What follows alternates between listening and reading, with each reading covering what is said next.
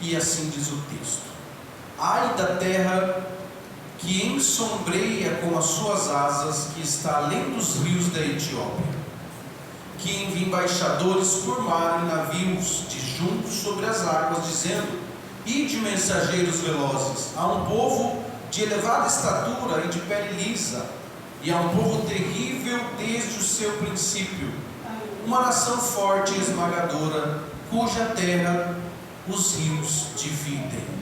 Agora eu quero pedir para o irmão Victor colocar o capítulo 20, no seu versículo 2 e 3.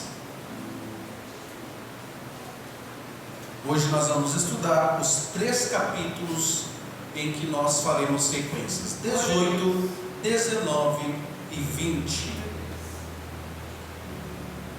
Nesse mesmo tempo, quem está comigo, diga amém. Amém. Isaías 20, verso 2. Se você não perdia nem um segundo de atenção.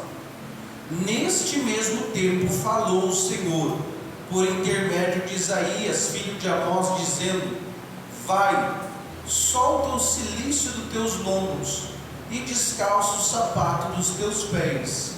E ele assim o fez, indo nu e descalço. Verso 3. Então disse o Senhor: assim como meu servo Isaías andou 3 anos nu e descalço, por sinal e prodígio sobre o Egito e sobre a Etiópia, assim o rei da Síria levará em cativeiro os presos do Egito e os exilados da Etiópia, tanto moços como velhos, nus e descalços, e com as nádegas descobertas, para a vergonha do Egito.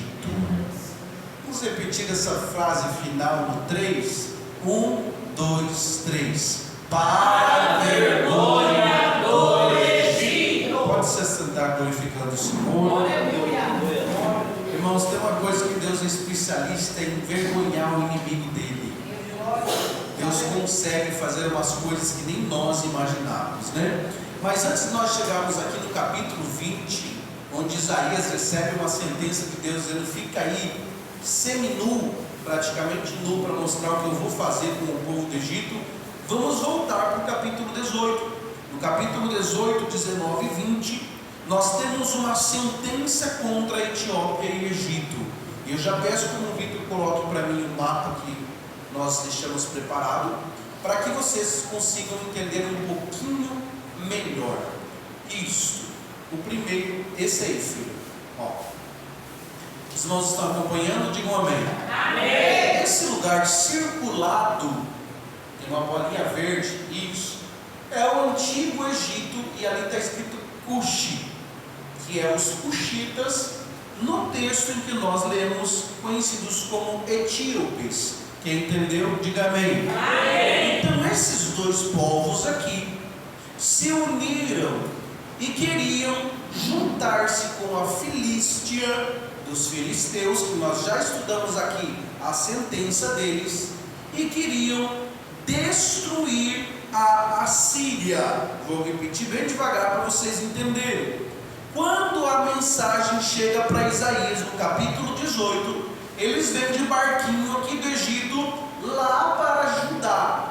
Aí está Isaías e Jerusalém dizendo: olha, os homens do Egito, os homens da Etiópia, que você está vendo como Cuxi, os Cuxitas, eles vão se reunir junto com os filisteus e vão tentar destruir a Síria, e nós queríamos que vocês nos ajudassem.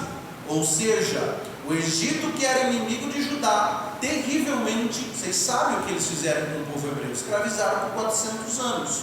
Como agora a Síria é o maior império do mundo, inclusive já tinha levado cativo o reino norte inteiro, todo o reino norte, e vinha vindo devastando, e iria chegar ali no Egito também. Eles estavam vindo.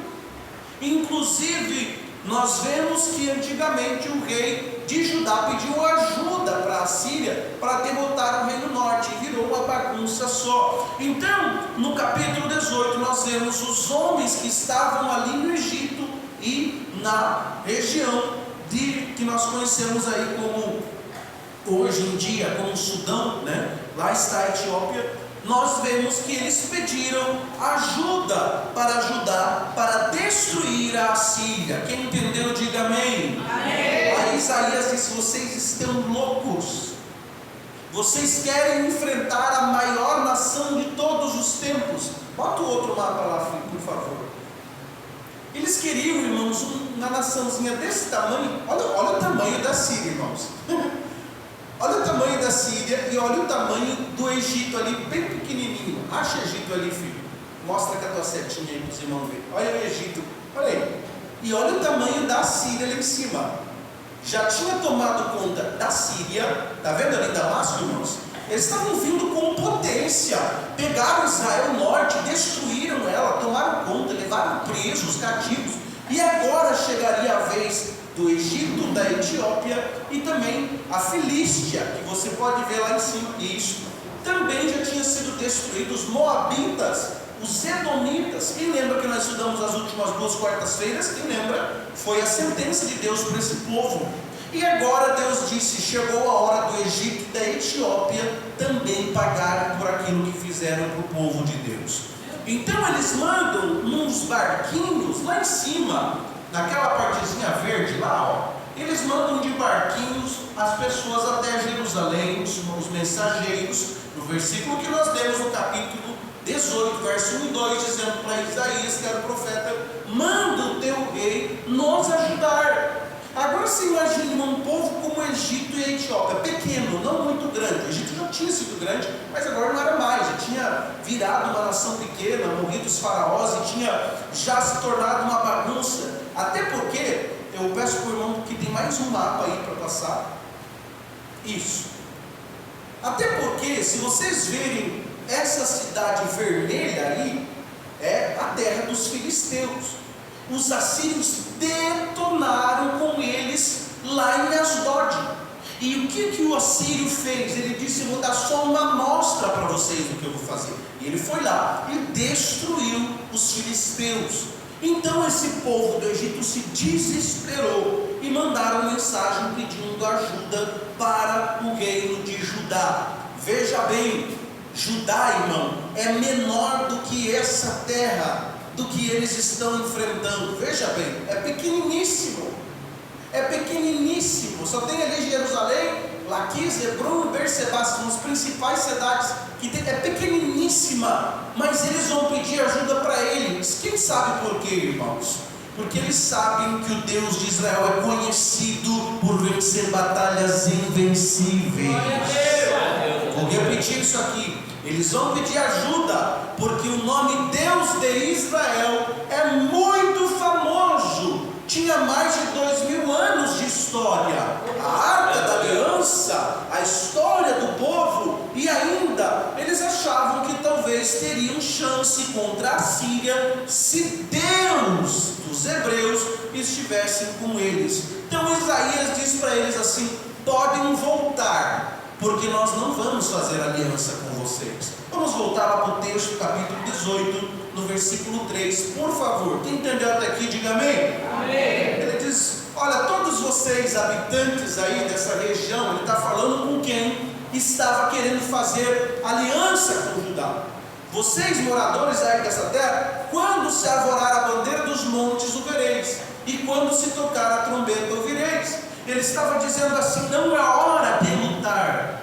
Agora Deus não vai destruir a Assíria ainda. Não chegou o momento. Então Isaías estava sendo usado para poder transmitir a mensagem para eles que não adiantaria eles lutarem. E isso daqui é o começo do estudo de hoje, no capítulo 18. Ainda não é hora, Deus disse, de eu fazer justiça. Fiquem quietos. Fiquem tranquilos, fiquem no canto de vocês. Volta para 1 e 2, por favor. A terra que está aí além da Etiópia, dos rios da Etiópia, que nós vemos lá que é o Egito, verso 2 também, está enviando embaixadores pedindo ajuda. E isso Isaías disse: não, eu não vou autorizar. Vocês, se quiserem, vão. Mas eles acabaram não ajudando o povo egípcio. E nós vamos já ver daqui a pouco que ainda bem que eles não foram. Eu trago já uma aplicação para nós. Quem quer ouvir, diga glória a Deus. Deus tem o seu tempo de justiça, não queira fazer antes. Vou repetir isso aqui. Deus tem o seu tempo de fazer justiça. Não queira se unir com ninguém para fazer justiça antes do tempo de Deus. Não, eu vou me juntar com ciclano para derrubar Beltrano. Não vai adiantar, porque senão é hora, Deus não deixa cair. Então fica quieto no teu canto e deixa Deus trabalhar do jeito dele. Você pode adorar o nome do Senhor Jesus. Então Isaías fala para eles: para voltar lá para a terra de vocês, lá da Egito, que nós não vamos andar. Antes do rei tomar uma decisão, era o profeta que era consultado, e por enquanto ainda Isaías estava profetizando. Versículo 4, olha que coisa interessante. Porque assim me disse o Senhor. Quando eles vão pedir ajuda, Isaías vai orar e o Senhor fala com eles assim: fiquem quietos. Eu estarei quieto olhando desde a minha morada, como o ardor do sol resplandece depois da chuva, e como a nuvem do orvalho no calor da cega ou da colheita. O que Deus estava dizendo através de Isaías? Eu estou olhando aqui de cima tranquilo, ainda está tudo debaixo do meu controle. O tempo da Síria vai chegar, mas ainda não é a hora. E aí ele fala também, Deus dizendo: eu estou esperando como se espera uma colheita.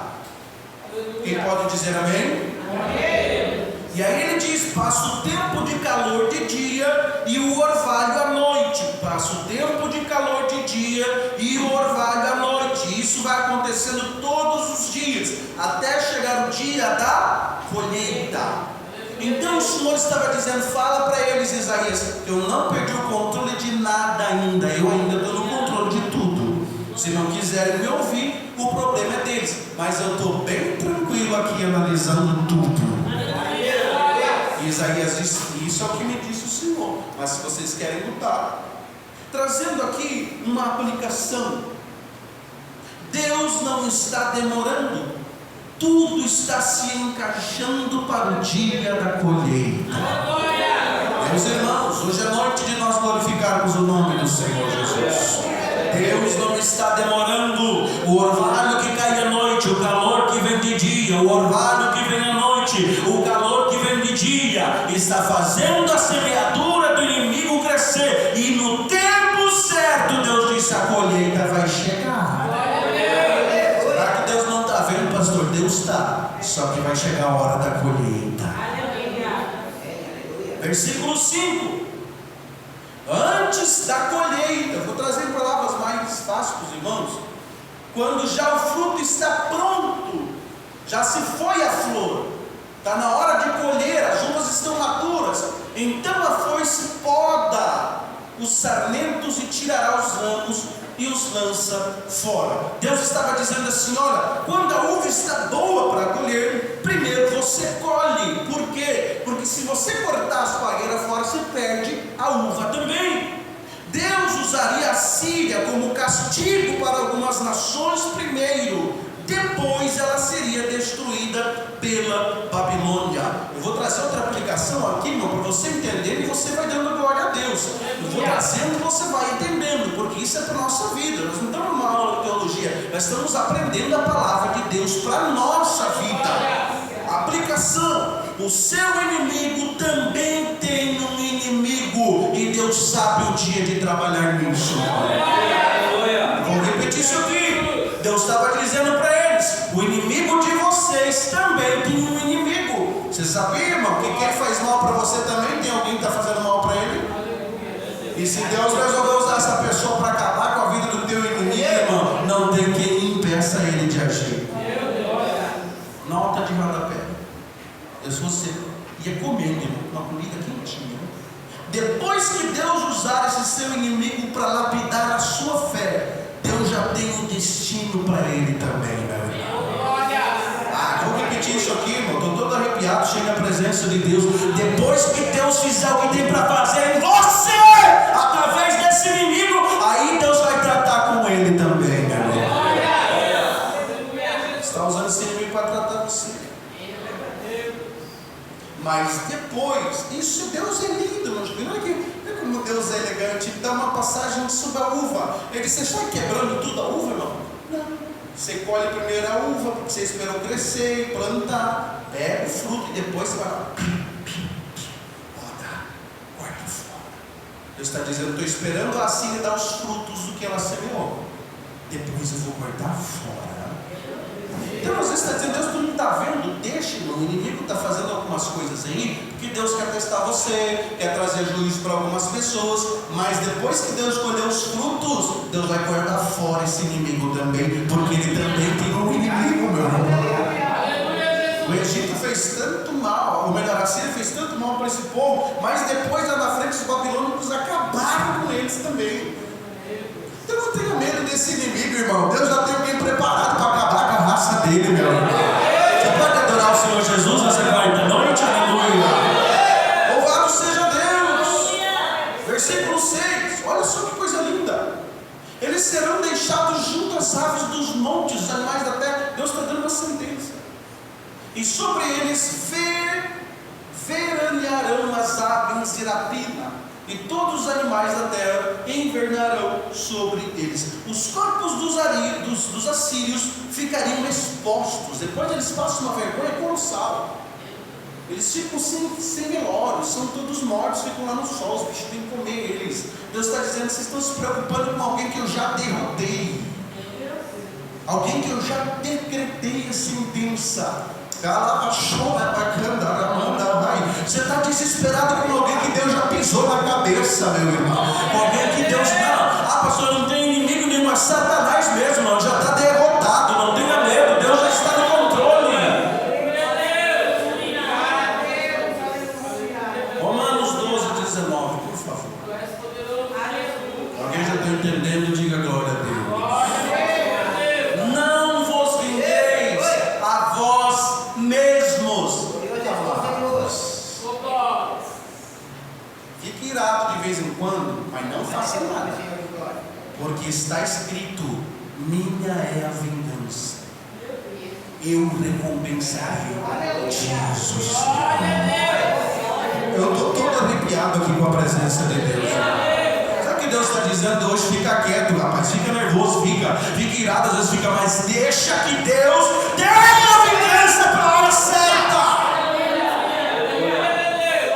Aplicação: nunca queira a vingança que pertence a Deus. Deus não precisa da tua ajuda para trazer vingança para os seus inimigos, irmão. Quando o povo de Deus é atacado, Deus é ofendido, e Deus é especialista em defender o seu povo. Então deixa que Deus faz na hora certa. O diabo, o inimigo da nossa alma, trabalha só até onde Deus quer, e não passa um fio de cabelo sem a permissão de Deus. Alguém vem trazer glória a Deus hoje?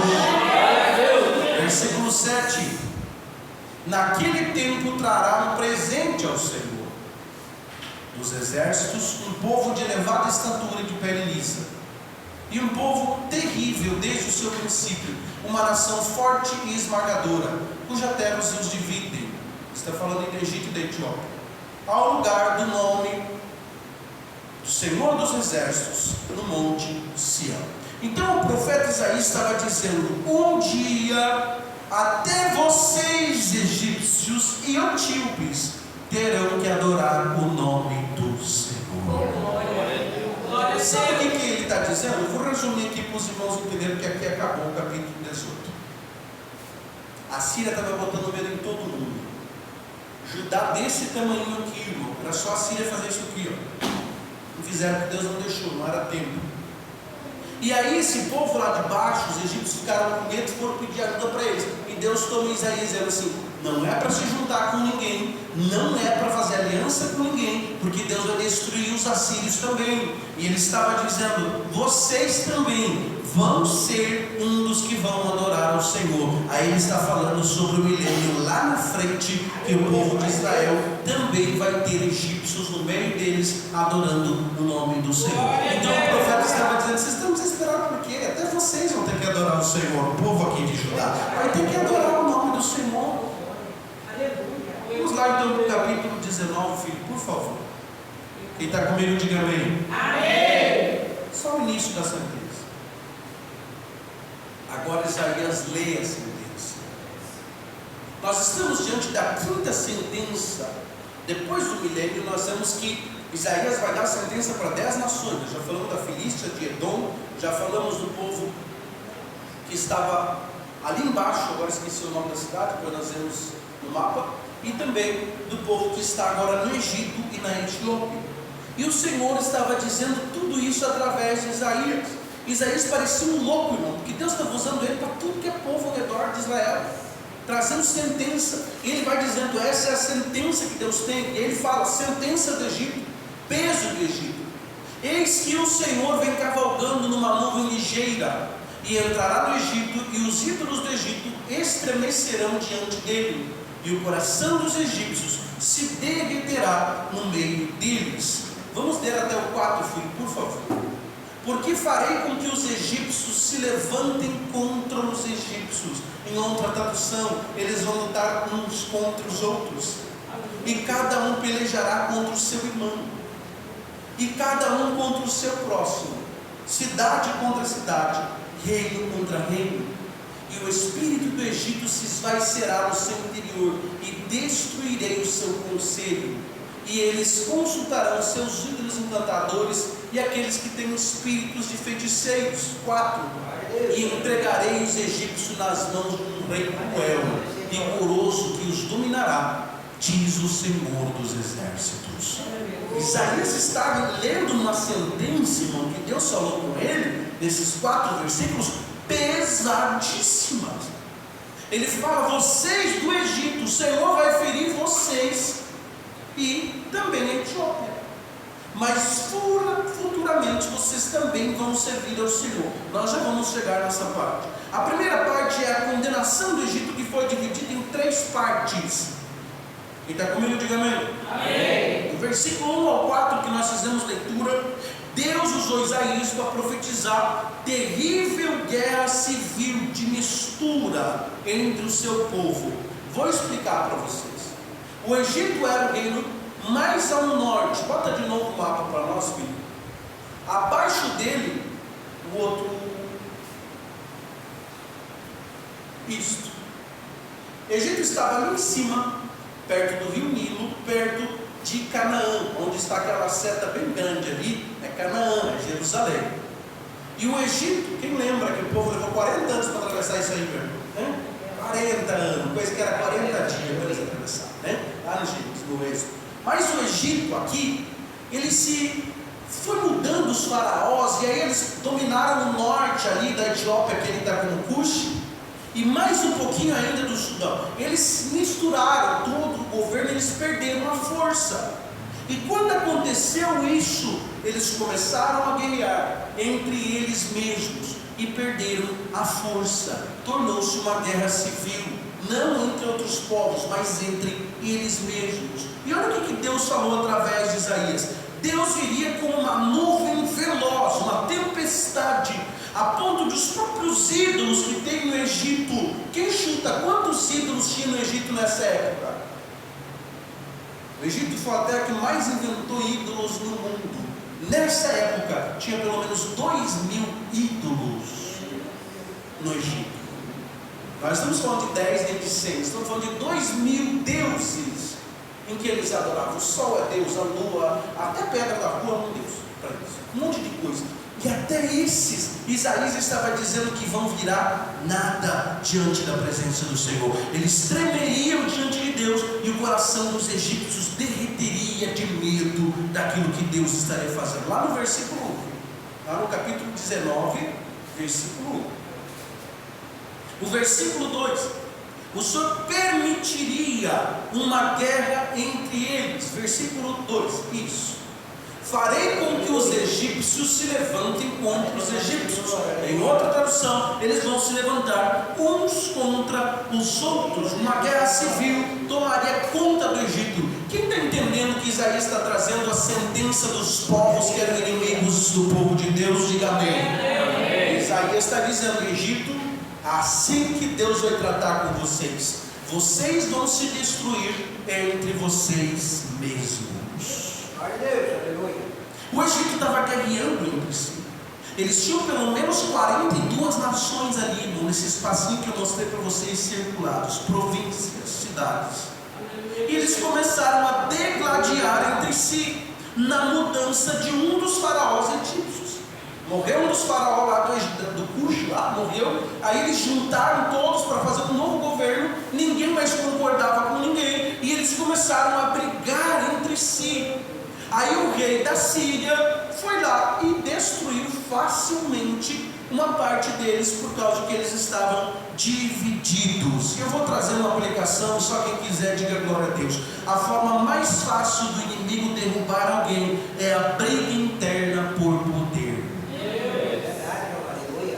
Egito, uma das nações mais poderosas do mundo, caiu por briga por poder. Perdeu a força por briga por poder. Chegou a notícia lá para Sargão II, lá na Síria, disseram: ó, o Egito está brigando entre eles por poder, é a nossa hora.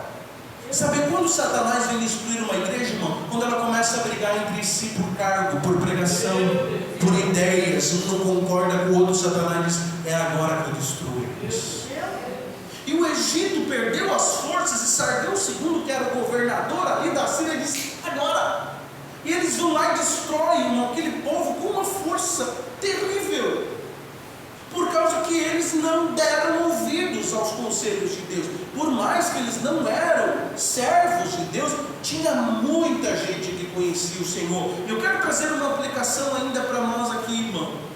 Quando a gente briga internamente, a gente esquece quem é o verdadeiro inimigo. Começar a brigar com o irmão aqui um com o outro, e a gente vai esquecer que quem é o nosso inimigo é Satanás. E eu tenho uma palavra de Deus para você, irmão. Não olhe para o teu irmão como inimigo, mas olhe, irmãos, para o diabo que quer destruir a tua comunhão com a igreja. Tem uma palavra de Deus para você: Satanás nunca mais vai te enfraquecer, porque você não vai lutar internamente com ninguém. A tua guerra não é contra a carne nem contra o sangue, mas contra toda a potestade do mal que está aí fora. Você é servo de Deus e não é inimigo do teu irmão. Glorifique o nome do Senhor Jesus. Destruíram, eles mesmos se destruíram. Mas quem fez isso, irmãos? Deus.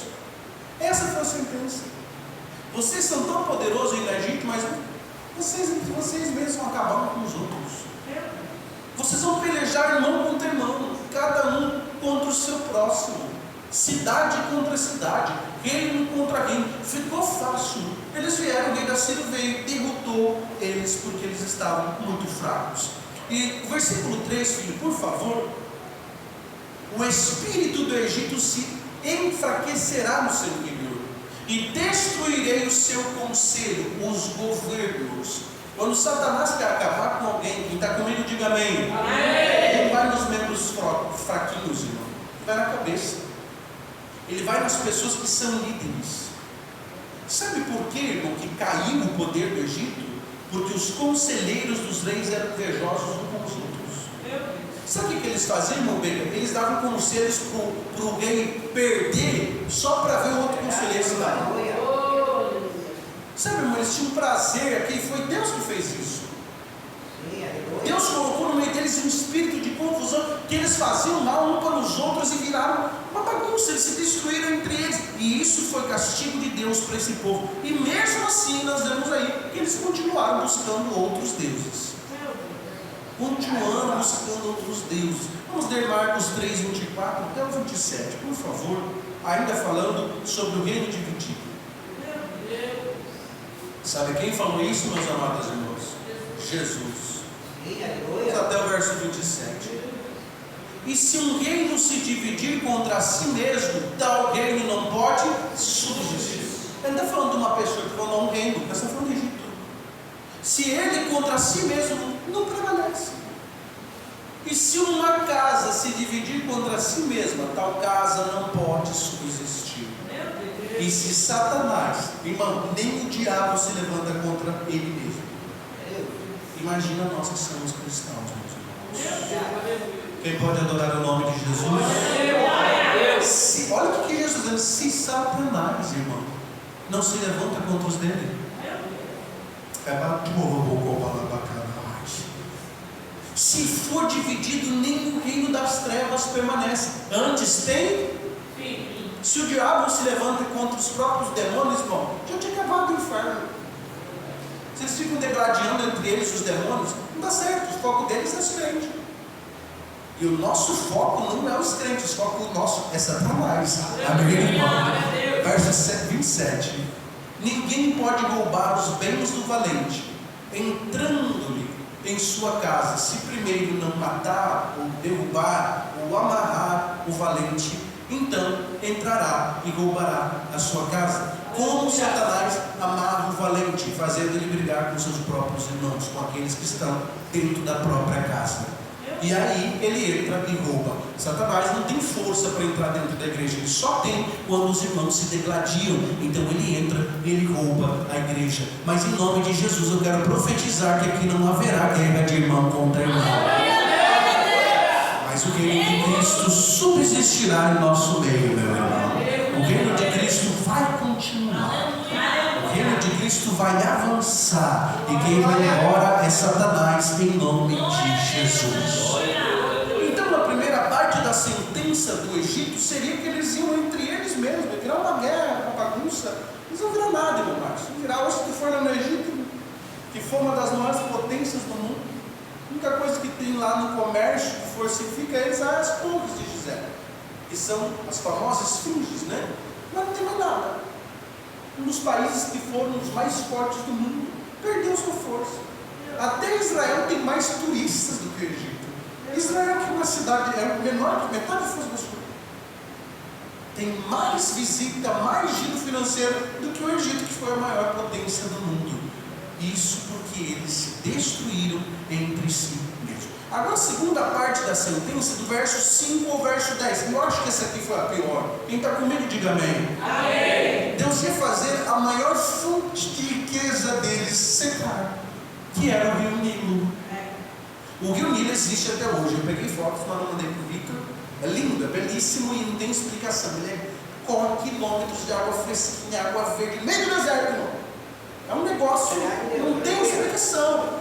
E Deus disse: sabe como que eu vou trazer sentença? Eu vou secar todas as águas do mundo, e o rio vai ressecar. Então, pior do que degladiar entre si, é Deus secar a nossa fonte de recurso, meus irmãos. Pior do que um irmão brigar com o outro, é nós sermos privados por Deus daquilo que nos traz sustento. A seca traria ruínas econômicas. Vou trazer uma aplicação do versículo 5, quem quer ouvir, diga amém. Amém. Deus é especialista em secar a fonte que traz soberba ao nosso coração. Por que a gente dizia assim, nunca ninguém vai derrotar nós? Porque eles precisam da nossa água. Eles precisam, o rio Nilo verdadeiramente, irmão, era fortíssimo, era o que mais dava poder ao Egito. Quem lembra onde que Moisés foi jogado? Um cestinho? O rio Nilo é famosíssimo. Sabe o que Deus disse? Quem lembra José lá na época do Egito? Quanta riqueza o Egito tinha. Deus disse pela primeira vez: o Egito não vai ter água para tomar. Isso é uma sentença, porque mexeram com um povo de Deus pequenininho desse tamanho assim, irmão. Você não está entendendo que isso aqui são mais de 3.000 anos de história? E Isaías está dizendo: chegou o tempo da sentença de Deus contra vocês que fizeram mal ao povo de Deus. Aplicação aqui, você pode dar uma glória a Deus melhor. Deixa que o diabo faça mal o quanto ele quiser. Vai chegar uma hora que Deus vai trazer a sentença, o juízo. Deus vai pisar na cabeça de Satanás. Deus sabe como secar a soberba. Deus sabe aonde pisa. E esse inimigo que está te pisando, Deus vai pisar no carro dele. Deus sabe onde dói. Deus sabe onde faz as coisas acontecerem. Versos 6 e 7. Também os rios exalam uma cheia. Ia secar a água, os peixes iam morrer, aquelas lamas que ficavam por baixo iam começar a feder, ia trazer doença, e iriam secar os canais do Egito, que eram as tubulações, ia ficar um fedor insuportável. As canas, os juncos murcharão, não teria mais água. A relva junto ao rio, junto às ribanceiras, e tudo que foi semeado junto ao rio secará. será arrancado e não subsistirá. Então, o rio secando, preste atenção, as plantas morrem, não tem pesca, não tinha mais papiro, principal material do Egito. Eles que descobriram, né, o papel, não teria mais como produzir, não teria mais comércio, as pessoas passariam fome, não teriam o algodão, que era a principal das principais, eram os linhos finíssimos que eles faziam, não tinha mais plantação, não teria mais. Um país sem agricultura é um país morto, e Deus, como quer tratar com o país, irmão, ele fecha os céus. Quem lembra disso? Deus falou isso para Salomão. Lindo tempo, Salomão. Mas se o povo não se humilhar, eu vou fechar os céus e a terra vai secar. Mas se o meu povo chamar o meu nome, se humilhar de orar, eu ouvirei dos céus e sararei a sua terra. Quando Deus quer tratar alguém, ele seca a terra dessa pessoa, ele seca as fontes de recursos. E foi assim com o Egito. Versículo 8, 9 e 10. Os pescadores gemerão, suspirarão todos os que lançam as redes nos rios, aqueles que estendem a rede no mar. 9. E envergonhar-se-ão os que trabalham em linho fino, como eu falei aqui, não tinha mais algodão para trabalhar. Os que tecem pano branco. Verso 10. E os seus fundamentos serão despedaçados. Todos os que trabalham por salário ficarão com tristeza de alma. Então, eu vou dizer um negócio aqui, irmão. Eu quero que você glorifique o Senhor. A natureza trabalha em favor do seu Criador. Não é porque o Brasil tem as melhores matas e melhores vegetações. Se Deus quiser, Deus seca tudo num dia. Não é porque os Estados Unidos têm o melhor. Irmão, se Deus quer a natureza, Deus fala, ela diz: fala, porque o teu servo te ouve, Criador. Se Deus secar, irmão, a fonte de riqueza de um país, não sobra nada. Levante a mão e glorifique a Deus que você tem trabalho. Deus está cuidando desse país. Deus está dando alimento para nós. Levante a mão, você almoçou hoje, você viu a chuva. Deus ainda está cuidando desse lugar, irmão. Glorifica o Senhor. Você tem que ser grato a Deus, irmão, que Deus não secou essas fontes ainda. O Brasil está reclamando de trabalhar, gente. O país está reclamando de trabalhar. Quanto a países aí, nossos vizinhos, que estão desesperados, não tem trabalho, não tem comida, não tem dinheiro, não vai nada. Oxalá o Senhor tenha misericórdia da nossa terra.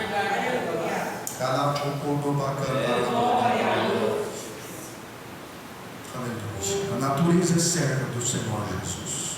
Se Ele mandar, irmão, Ele fecha.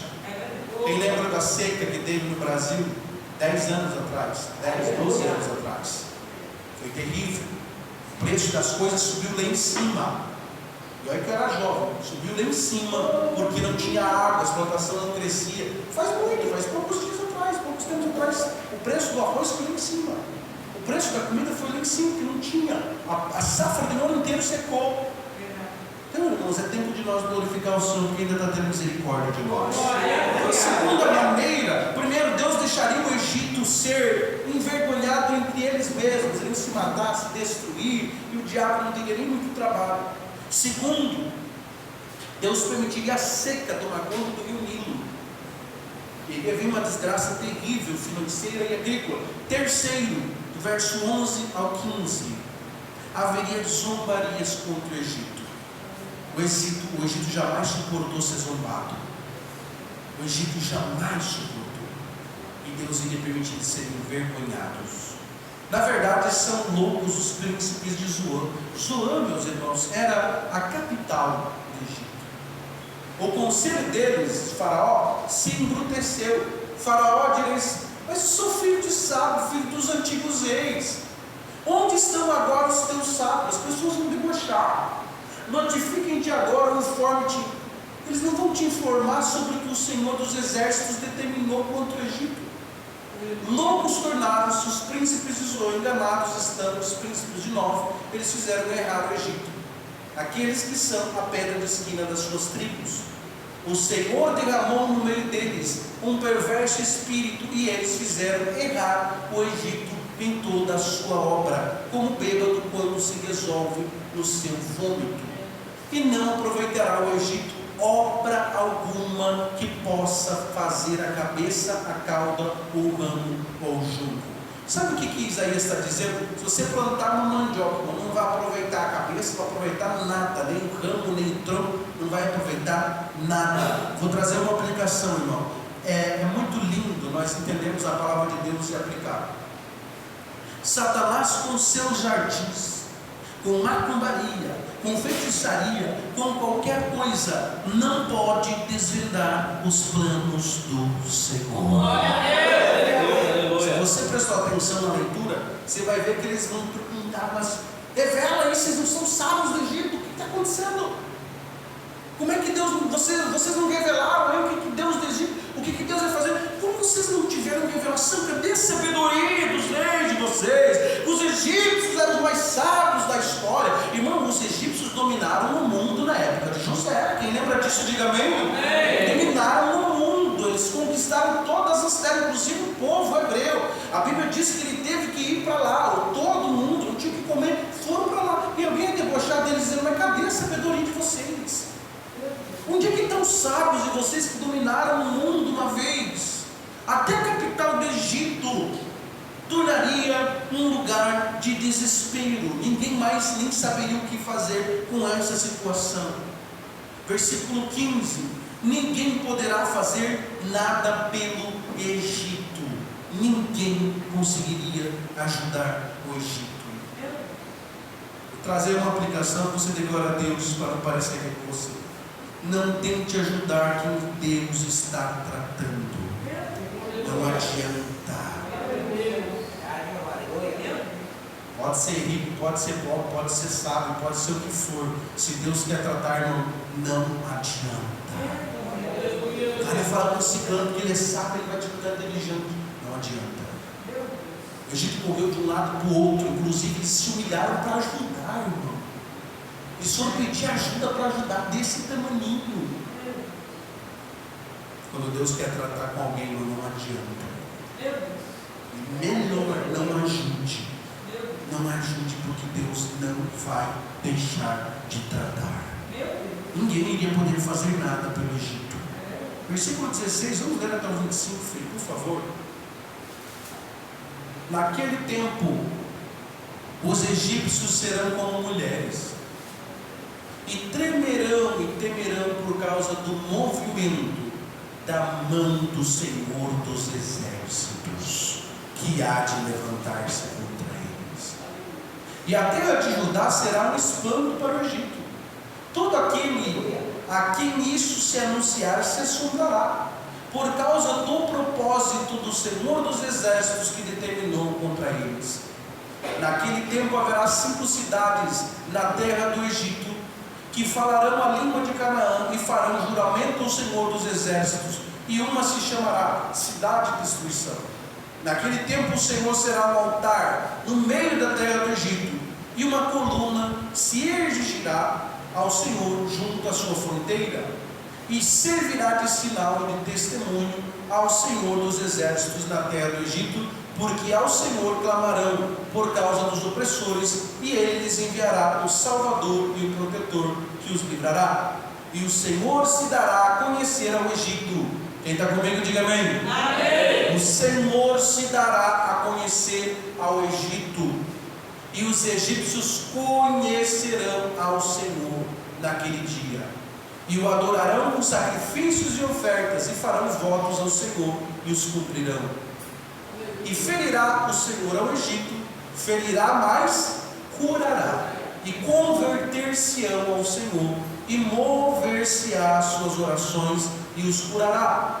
Naquele dia haverá estrada do Egito até a Síria, e os assírios virão ao Egito, e os egípcios irão à Síria, e os egípcios servirão com os assírios.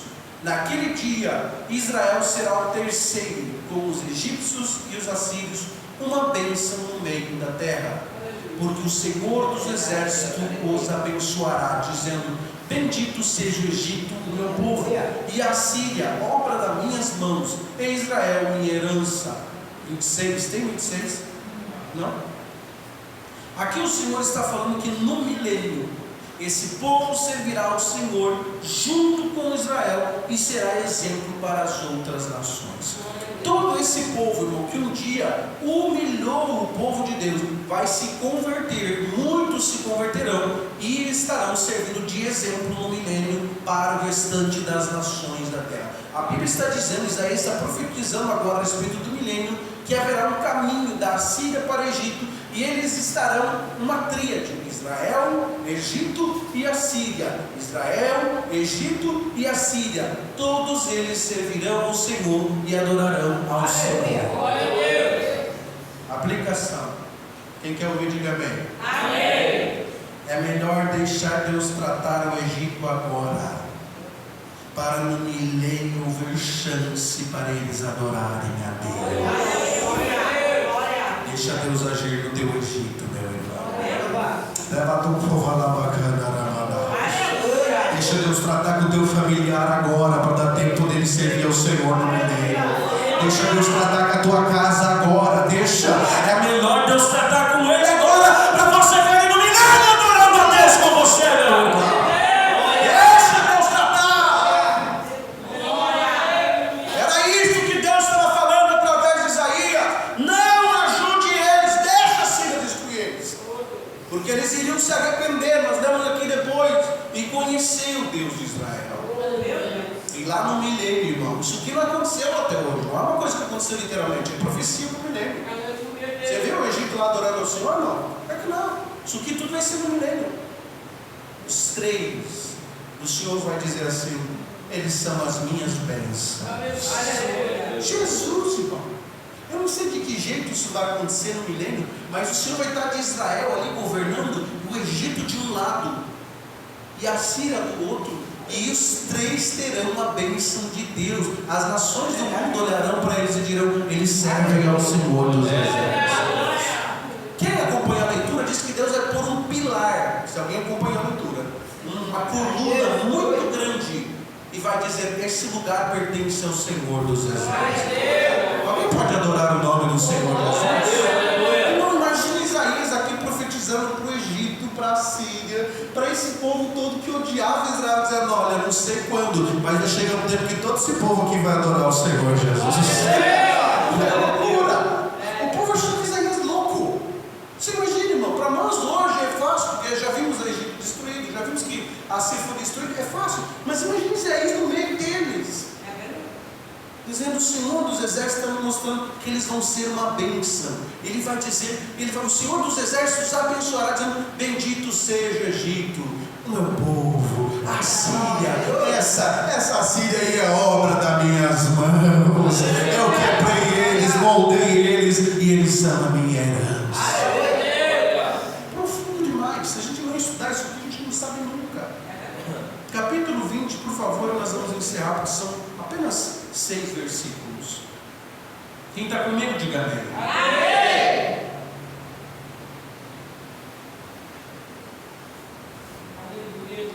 No ano em que Tartã, enviado por Sargom, rei da Assíria, ele veio a Asdod. Volta lá para o mapinha, filho, por favor. O último lá de baixo. Esse homem Tartã, que era o governador da Síria, ele veio aqui para Asdod, que era a capital ali. Isso. Ele destruiu isso aqui. Não sobrou nada. E quando ele destruiu, nesse ano Deus apareceu para Isaías: vem cá, Isaías, quero falar um negócio contigo. Você vai andar por toda essa região, você vai tirar a tua roupa e você vai andar descalço. E literalmente as pessoas iam ver ele seminu. Para um profeta, irmão, isso era a maior vergonha. Manda para a leitura, por favor, ainda mais sendo judeu. Nesse ano em que Sargom, o homem que era o rei lá da Síria, foi destruir Asdod e destruiu ela e tomou ela, o que aconteceu? Verso 2, nós lemos: nesse tempo Deus falou com Isaías, disse: vai, solta o cilício dos teus lombos, descalça os sapatos dos teus pés. E ele assim fez, indo nu e descalço. Então disse o Senhor: assim como meu servo Isaías andou 10 anos. quanto tempo, irmãos? 3 anos. 3 anos, nu e descalço, por sinal e prodígio sobre o Egito e sobre a Etiópia. Assim o rei da Síria levará em cativeiro presos do Egito. e os exilados da Etiópia. tanto o moço como o velho, todos vão presos nus e descalços, e com as nádegas descobertas, para Vergonha do Deus Egito. tinha decidido envergonhar o Egito. Meu Deus. Agora eu vou te dizer por que Deus mandou Isaías andar nu 3 anos. Eu quero que o Vitor bote as fotos lá, por favor. Não vou botar a foto de Isaías nu, não, tá, irmãos? Primeiro, isso aqui era muito comum ser usado por debaixo das vestes. E o profeta andava com isso aí, que é como se fosse uma cueca, eu acho. E também com uma veste natural. E mais ainda, aquela veste de profeta, que Elias também andava. A capa de Elias, que ficou com Eliseu, quem tinha uma capa dessa era respeitadíssimo como profeta. Então o Senhor falou para esse irmão Isaías: tira a tua capa de profeta, tira a tua roupa. E ele ficava, essa parte maior na frente, não mostrava as partes íntimas, mas as nádegas mostravam. Você imagina a vergonha, irmão, que Isaías teve que passar por obediência ao Senhor. 3 anos ele andou assim. E por que ele fez isso? Eu fiquei me questionando, eu fui estudar um pouco mais, hoje bati um recorde de horas estudando, por culto de ensino. E eu estudei, e eu descobri que eles nem sequer quiseram ouvir Isaías profetizando. Nem sequer quiseram. E daí Deus falou: dá uma de novo, Isaías, sai nu aí pela rua. Eu vou falar um negócio aqui, a minha sogra já sabe bem o que é isso, né? Você imagina você chegar no hospital e ninguém quiser te atender, você desesperado. Ninguém deu bola, você vai para a fila. Se você aparecer pelado lá, o que vai acontecer? Isso, meu filho. A notícia chegou rapidão para eles: Isaías está andando pelado. Vocês estão entendendo o peso disso? É verdade, aleluia. Como assim? Isaías, o profeta? Sim, ele tem uma mensagem, vocês não querem ouvir. Ele está andando nu. Mas para quê? Diz ele que todos nós vamos ir presos assim. Meu Deus. Você imaginou o peso disso aqui, irmão? Eles não ouviram, não quiseram dar bola. E eu, com muito estudo, consegui descobrir isso. Esse é o modelo que eu achei na internet, porque não tem foto que eu vou por 3 mil anos atrás. Né? Mas tem mais um, parecido com esse. Aí. Essa parte da frente cobria, né? Mas atrás ficava aberto, ele mostrando as nádegas, porque era uma roupa de baixo. Quando o profeta tomava uma Atitude drástica. Eles chamam de ato do profeta. Não foi Isaías, não foi todo mundo. Quando queria chamar a atenção de alguém, não queria ouvir a mensagem do Senhor, o profeta tomava esse tipo de atitude drástica. Na teologia chamado de ato do profeta. Sem cumprir toda a Bíblia. E ele fez isso. Inclusive nós vemos que foi Deus que mandou: tira a tua roupa e sai andando no meio deles. Aí chamou a atenção do povo. Isaías aparece lá, e a maioria das traduções diz nu, mas estudando, sabe-se que não era completamente nu. Somente lá o versículo que nós lemos que diz que eles estavam com as nádegas. A gente sabe que é nádegas, né? A parte de trás. A parte da frente estava coberta. E era assim que um escravo ia preso. Quando eles eram vendidos, eles eram mostrados, expostos com o seu corpo, para ver se eles eram fortes. Mostravam todo o seu corpo, só cobria a parte da frente. E Isaías ficou 3 anos assim, para que todos eles ouvissem a vergonha que Deus ia fazer o Egito passar. O povo, esse mesmo que humilhou o povo de Deus por 400 anos, esse mesmo povo que foi o mais rico da história, que teve uma época, não vai ver depois, irmãos, a Babilônia foi o reino mais forte, sim, mas as outras nações tinham comida e tinham dinheiro. O Egito não, o Egito dominou o mundo. O Egito, na época de José, só eles tinham comida, a ponto da história dizer no Gênesis que que as nações se vendiam por um mês de comida, a nação inteira. O povo mais forte do mundo, Deus fez andar nu para mostrar que diante de Deus não é nada. Quem pode adorar o nome do Senhor? Glória a Deus. Alguns judeus ansiavam ter um pacto com o Egito para derrubar a Síria. Eles tinham um desejo gigantesco. Lá no capítulo 18 eles queriam. Quando chegou a notícia, o povo do Egito quer se juntar com nós para nós derrubar a Síria, vamos lá, vamos derrubar eles. Eles tinham um desejo gigantesco de se juntar com eles. Eles não tudo se lascaram, porque a Síria a Síria destruiu o Egito.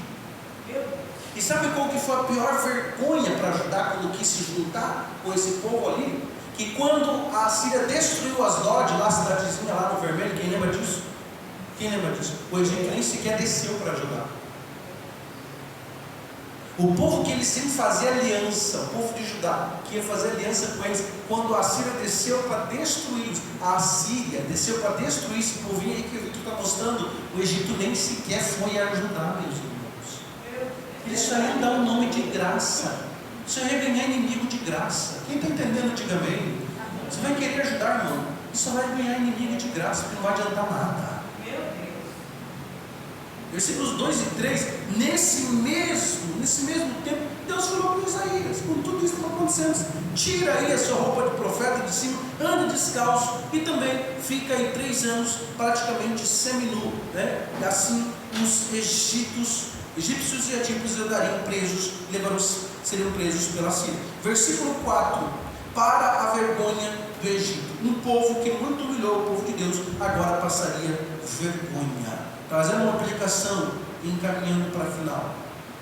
Triste coisa é quando Deus quer envergonhar alguém, meus irmãos. Vou repetir um negócio.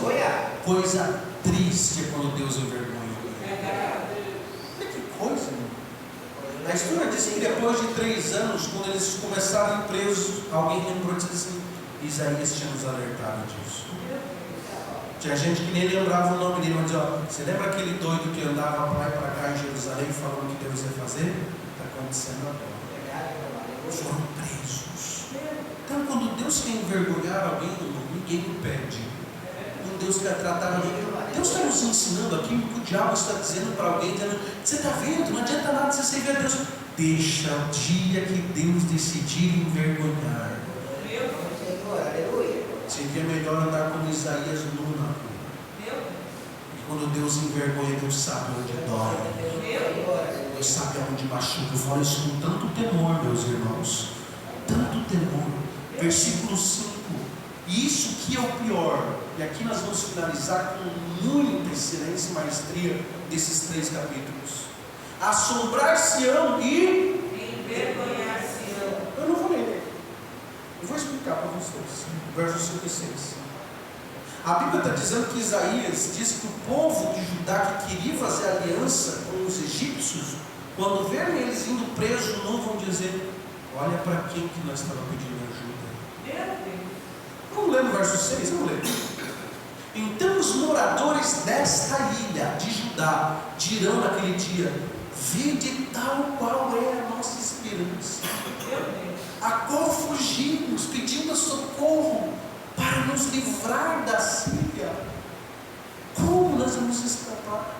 Há uma tradução que diz assim, eu fiz questão de anotar, a nova tradução da linguagem de hoje: vejam o que aconteceu com aqueles em quem nós confiamos, para quem nós pedimos proteção, estão todos envergonhados por cativeiro. Vou trazer uma aplicação. Cuidado. Aquele que você pensa em pedir ajuda pode ser o próximo que Deus vai destruir. Você sabia, irmão? Eu vou lá falar com o ciclano, que o ciclano rapidinho resolve isso aqui. Cuidado. Pode ser esse o próximo que Deus vai destruir. Fique longe. Fique longe de quem está perto de fazer justiça, de quem Deus está perto de trazer justiça. Eu gosto do temor de Deus que nós sentimos.